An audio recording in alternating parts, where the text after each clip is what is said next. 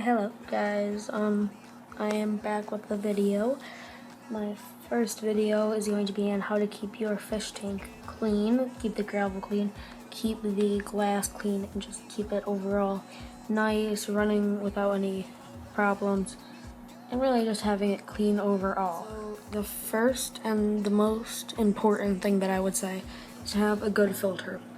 Have a filter that circulates the water throughout the whole tank so that if there's food up here and it isn't eaten and it floats down, it's not just going to float down and collect here and cause problems. It's going to go around and go into the actual filter itself.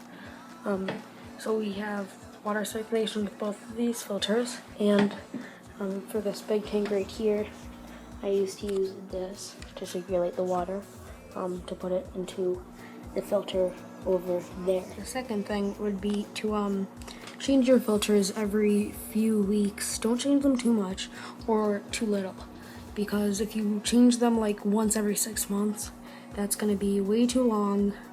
Things are going to start growing on the filter. It's not going to work properly anymore. So you really want to change your filter every few weeks. Don't change it too often though, like every week, because that can cause some problems with the fish. So we have this for the smaller tank, and then we have some filters in there for the big tank. Thing would be to have bottom feeders and algae eaters and Plecostomus. So we have a Plecostomus right here. A baby algae eater. I don't know where he is currently, but there he is. A baby algae eater right there. And then we have a Cory catfish. And the Cory catfish are bottom feeders. You can kind of see them right there, Cory catfish. And the Cory catfish, the bottom feeders, they will keep the gravel clean, pick up unused food. And the Plecostomus and the algae eaters are gonna go to the glass on the tank, and they're gonna clean that.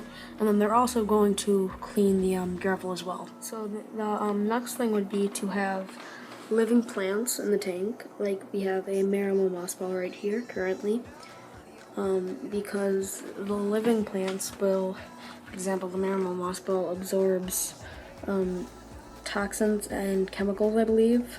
That's what I've heard they absorb anyway. That's what living plants, they really can help clean the tank, and they pick up water, and they just overall help the tank. I would say is to don't keep the lights on too much. For example, have a timer for the lights, and I'd say have them on for about 8 to 10 hours every day. Any more than that, you could have an overgrowth in algae, and that can be bad. For example, right here we have a lot of algae growing because these lights were on a lot longer in the old tank, so we have some algae growth from the old tank. So use lighted timers, because obviously you want it to be like a day and night cycle. You don't want them running constantly, because that's bad for the lights first of all, and bad for the fish. So the next thing I would say is to always check the water, check the pH levels, check to make sure everything is balanced. You can do these with quick dips, strips, and you can put these in the water, and they measure pH, I think alkaline, here it is. They measure nitrate, alkalinity, pH, water hardness, nitrate, so those can keep the water nice, balanced, so you're not having strong chemicals that are injuring the fish. A pond, you would have no more algae. This is like what you put in a pond, kind of gets rid of the algae, makes it so it doesn't grow as much. See if you can read it. Wait, let me see where the Alright, there we go. Alright, let me just put these up. Sorry guys. Right there. Alright, so I don't know if you can pause that. There was a little glare, I know, sorry.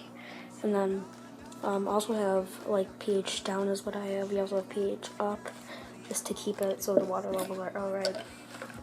Also, change your water. Change 1/4 of the water every week, and then monthly, I believe it's half of the water. I believe that's what it is. And I do this with the gravel vacuum. It picks up all of the waste and unused food from the gravel. Kind of helps the catfish along. And this makes it so you're not just taking water out of the tank, but you're taking dirty water out of the tank. And then once you have that, you can also use the dirty water with the waste in it and give that to plants, like garden plants, because that can help with plants and, you know, just keeping them like fertilizer almost. The next thing is don't overfeed your fish. I use flakes. I don't know if you guys have seen flakes. I mean, a lot of people, most people use flakes, but this is what they look like. They are literally flakes of food for the fish. And I would say, well, you feed them what they can eat in 2 minutes. So for this tank, I feed them a lot more than for this tank. So feed them depending on how many fish. Watch them to make sure that you know how much to feed them, and don't overfeed them because that's going to cause a buildup of unused food on the bottom. And if you don't have a Cory catfish, or even if you do have a Cory catfish, that can be bad, and it can just not be very good for the fish, and it can start decomposing and getting all moldy and disgusting. So if you use the gravel vacuum, when you do use it, go under the decorations. Like, for example, go behind, like for me, I go behind that rock, I go under the bridge, I go under the skull, and for here I go under that because that's where the platy likes to hide. And where they hide, they leave their waste, and that can, if you don't really pick it up from under there, it can cause some problems, and it can start just, you know, making the tank really dirty. I'll show you a little video of the Cory catfish feeding right now to show that how he goes into the gravel and really tries to clean the gravel.